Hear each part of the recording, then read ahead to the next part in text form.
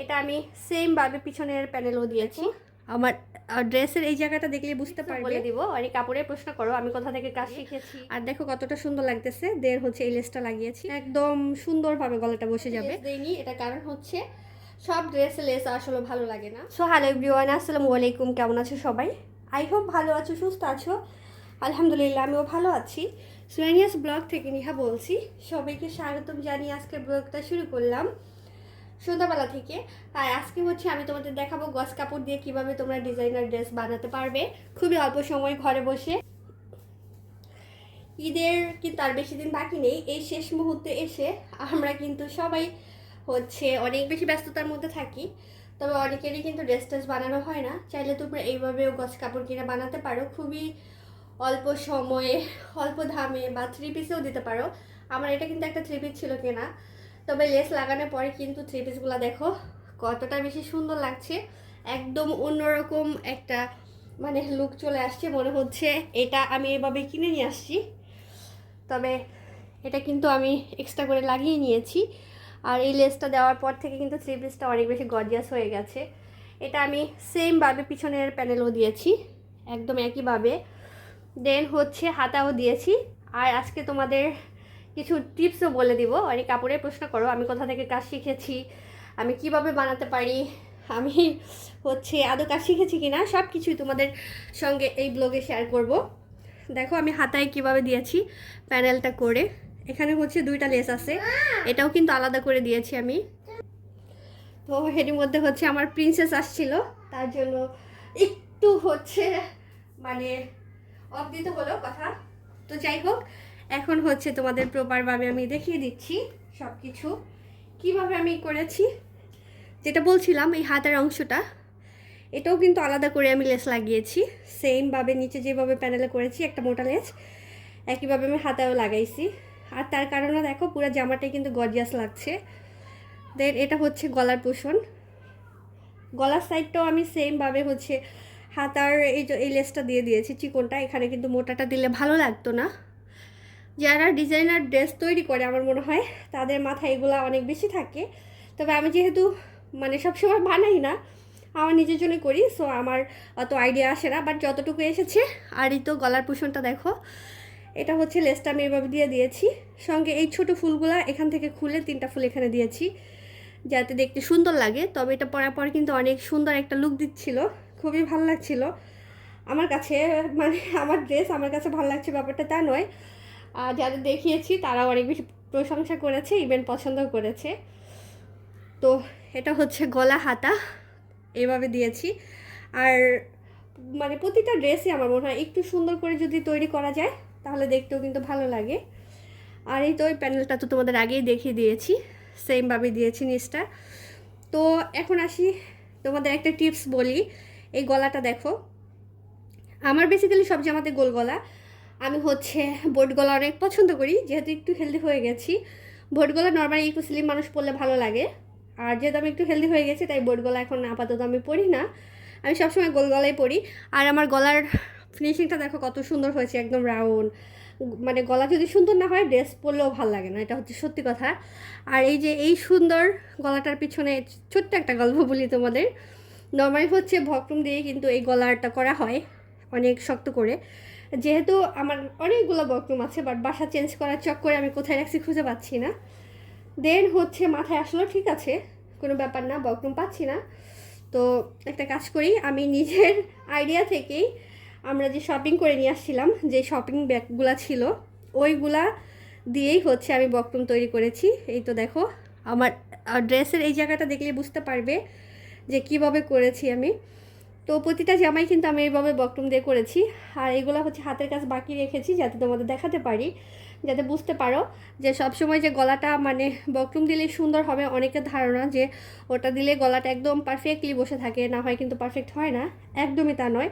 আর আমার গলাটা যখন এটা আমি হাতের কাজ করব, সেম জামাটা তোমাদের যেটা দেখালাম স্কাই ব্লু, ওটার মতো কিন্তু এই ব্ল্যাক কালারটাও হয়ে যাবে, একদম সুন্দরভাবে গলাটা বসে যাবে। তো এই টিপসটা তোমরা চাইলে ফলো করতে পারো। আর অনেকে প্রশ্ন থাকতে পারে এই হচ্ছে যেহেতু এটা শপিং ব্যাগ, এটা নষ্ট হবে কি না। এটা নষ্ট হতে হতে তোমার জামাই নষ্ট হয়ে যাবে, তাও এটা নষ্ট হবে না, কারণ এটা তো কাগজ না, এটা গলবে না, এটা এরকমই থাকবে। আর সবচেয়ে বড় কথা হচ্ছে বক্রম দিলে কিন্তু শক্ত লাগে, বাট এটা কিন্তু স্মুথ হয়ে লেগে থাকে, খুবই ভালো লাগে এটা দিয়ে। এর আগেও আমি এটা দিয়ে অনেকবার করেছি।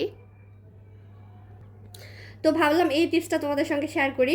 আমার অনেক কাপড়েই প্রশ্ন করে আমি কোথা থেকে হচ্ছে হাতের কাজ শিখেছি, সেলাই কাজ।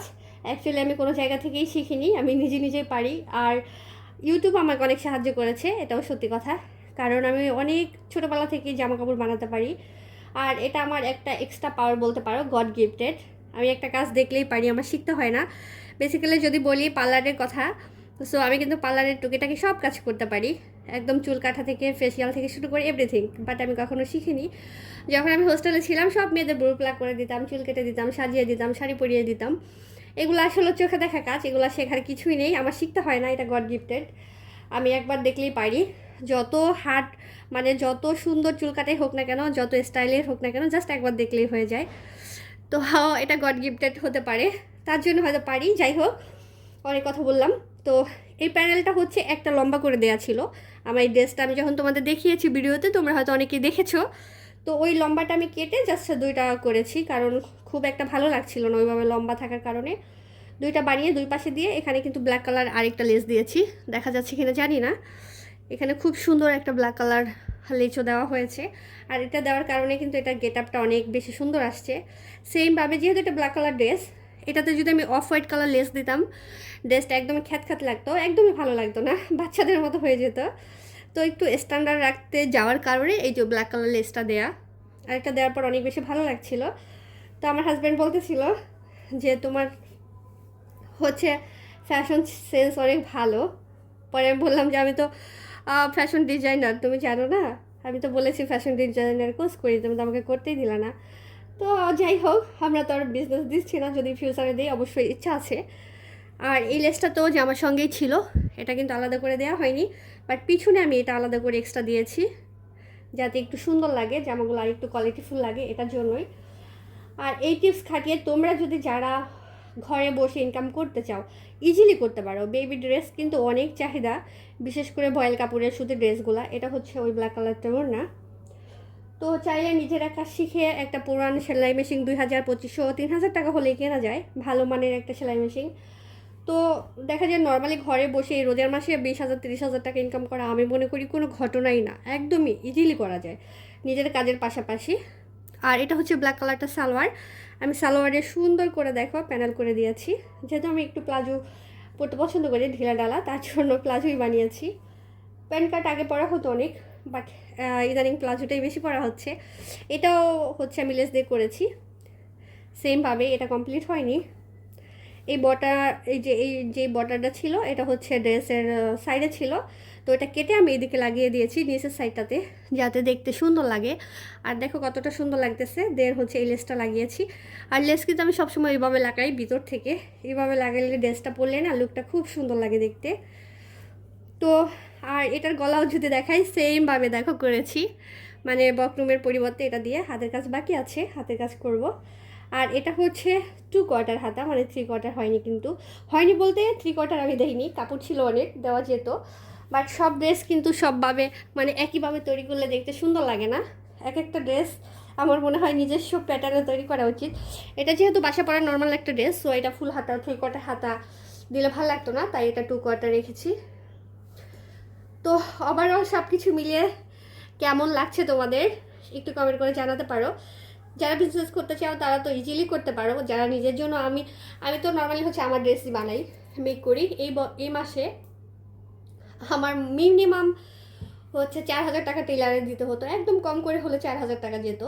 সো আমি ঘরে বসে 4,000 টাকা সেভ করলাম, এটা আমার সেভিংস বলতে পারো।